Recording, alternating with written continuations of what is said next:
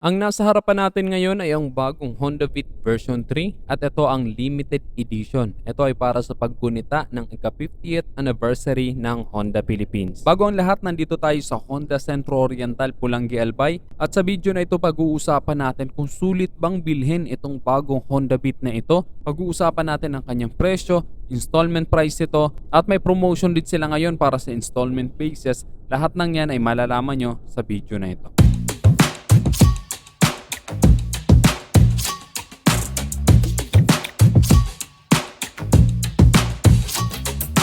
Ayun guys, napakaganda ng forma nitong bagong Honda Beat na ito, itong limited edition. Very modern at bagay na bagay ang kanyang color combination. Bali tricolor ito, ang white, red, and blue. Dito sa taas, ang ganda ng combination ng color glossy blue dito sa kanyang visor na color glossy black, at ang ganda ng kanyang mga edges. Dito pa lang, napaka-sporty ng tingnan. At ang gandang tingnan nitong decals na 50th anniversary. Color gold ito. Then yung kanyang design, Pinoy na Pinoy. Bumagay siya dito sa kanyang fairings sa color glossy white at sa mga decals nitong red and blue. Then dito sa taas, meron pa itong decals na beat. Color black ito. Very readable kahit maliit lang. At ayan, diba? Dito pa lang sa harapan, napaka-pogi na, very head turner talaga. At mas pumogi talaga ito dahil sa bagong design ng kanyang headlight. At naka-LED ang kanyang headlight kaya maliwanag yan. Maganda din ang design ng kanyang mga turn signal lights, bumagay din sa forma nito. Anyway, naka-bulb type pa rin ang mga turn signal lights nito. Then bagay na bagay din ang combination dito sa kanyang color glossy blue na front fender, diba? Bumagay din sa kanyang forma. Ang ganda din tingnan nitong kanyang decals dito sa gilid. Dito may nakalagay na Honda 50th anniversary. Dito sa kanyang side fairings, meron siya ditong decals na beat with background na red and blue na decals din. Tapos dito sa baba may nakalagay na Honda Special Edition. Ayan, diba? Napakagandang pagmasdan. Very premium talaga. Then yung kulay ng kanyang mugs, kapareho ng kulay ng mugs ng Honda Click 160. Color brown na metallic. Ayun, diba? Ang ganda din at bumagay din sa kanyang forma. Ang sukat ng gulong naman nito ay 80 by 90 by 14 dito sa harapan at 90 by 90 by 14 naman sa likuran. Naka-tubeless ito kaya safe kahit matusok ng pako, hindi ito basta-basta sisingaw. Ang brand ng stock na gulong nito ay Federal Tires pa rin.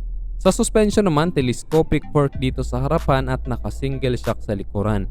Sa braking system ay naka-disc brake sa harapan with single piston Nissan caliper. Sa likod naman ay naka-drum brake. At ito ay naka-combi brake na kapag piniga mo yung rear brake, sasabay sa harapan ng 30%. So mas balance ang kanyang pagpreno. Then meron pa itong park brake para in case na nakahinto ka sa pataas or pababang kalsada, hindi ka dadaustos. Pagdating naman sa kanyang makina, ito ay 110cc, 4-stroke single overhead cam, air-cooled, program fuel injected at naka ESP o Enhanced Smart Power. Ang maximum power nito ay 6.63 kW at 7,500 RPM with a maximum torque of 9.3 Nm at 6,000 RPM. So para sa isang 110cc, hindi ka mabibitin sa performance ng motor na to. Then perfect na perfect to pang araw-araw, pang hanap buhay or pang long ride dahil napakatipid nito sa gasolina.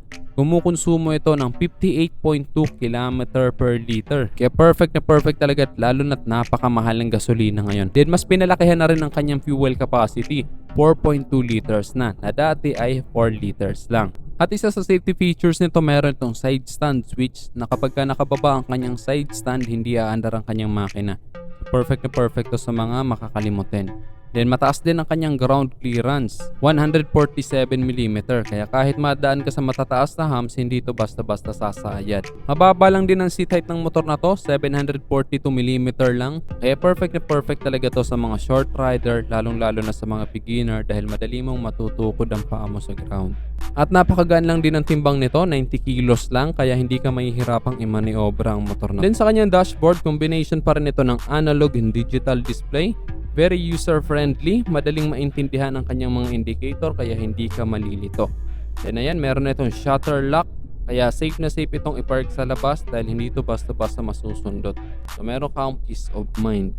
Then meron na rin itong integrated switch dito para sa kanyang new box, kagaya siya ng Honda Click 125. Anyway, malaki na rin ang kanyang U-Box capacity, 12 liters na. So makakapaglagay ka dyan ng maraming gamit mo. At isa pa sa convenient features nito, meron na itong built-in charging port kaya pwede ka nang makapag-charge ng cellphone mo dito. Then safe na safe ito dahil meron itong takip kaya hindi ito mapapasukan ng tubig. Then dito naman sa kabila meron itong open pocket. Ayan, malalim din ito kaya safe na safe din ang ilalagay mo dyan kagaya ng cellphone. Then meron pa itong hook kaya meron kang pagsasabitan ng mga daladala mo. At perfect na perfect talaga ito pamalengke, pang grocery dahil naka flat footboard ito. Kaya hindi ka mahihirapan kung marami kang daladala. At maganda rin yung kanyang upuan, hindi ito madulas kaya komportable talaga itong gamitin.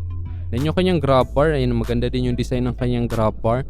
Rubberized pa yan kaya kapit na kapit talaga itong hawakan. Then yung kanyang taillight naman ay naka-valve type pa rin. Iba na rin yung design ng kanyang taillight. Ayan, 'di ba? Mas sporty na yung kanyang design. Then very compact, nasa loob na rin yung kanyang mga turn signal lights kaya hindi ito masasagi-sagi. Then meron pa itong reflector for added visibility. Pagdating naman sa presyo nito, ang kanyang cash price ay 76,259 pesos. Then pwede mo pa siyang i-avail ng installment. Ang minimum down payment nila dito ay 4,500 pesos lang.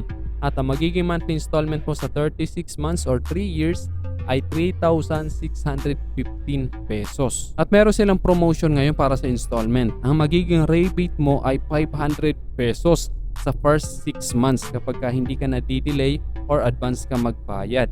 And 'di ba, malaki ang marirebate mo, 500 pesos. And after 6 months, 200 pesos na ulit ang magiging rebate mo. So okay na okay din, 'di ba? Malaki din ang masasave mo. And available yan dito sa Honda Centro Oriental, Pulangi, Albay. Kaya visit na lang kayo dito kung gusto nyong bumili nitong limited edition na Honda Beat. Ito ay version 3 na naka-LED na ang ilaw at meron ng built-in charging port. Mas malaki na ang fuel capacity at mas malaki na ang kanyang U-box at mas pinaganda na ang kanyang forma. Kaya masasabi ko, sulit na sulit talagang bilhin itong bagong Honda Beat version 3 na ito kasi unang-una, napakatipid sa gasolina. Kaya perfect na perfect talaga, lalong-lalo na kung gagamitin mo pang hanap buhay. So, sulit na sulit ang ibabayad mo dito, meron pang balik sa'yo. Kayo guys, ano man sabi nyo dito sa bagong Honda Beat version 3 limited edition? I-comment nyo na lang sa baba at kung nagustuhan mo naman ang video nito, just hit like. Kung bago ka lang sa aking YouTube channel, huwag kalimutan mag-subscribe. Click mo na rin ang notification bell para sa mga susunod kong video ay updated ka palagi. Yun lang guys, hanggang sa muli. Ako si Rosco TV. Ride safe always and God bless. Mahal nga tuba, mahal nga malangit, lugod na bumugod, diri makarit. Matinaw daw tubig, baga igulan kapait, nalangoy habot ul, dirigod napit, padit anpak tingalinaga.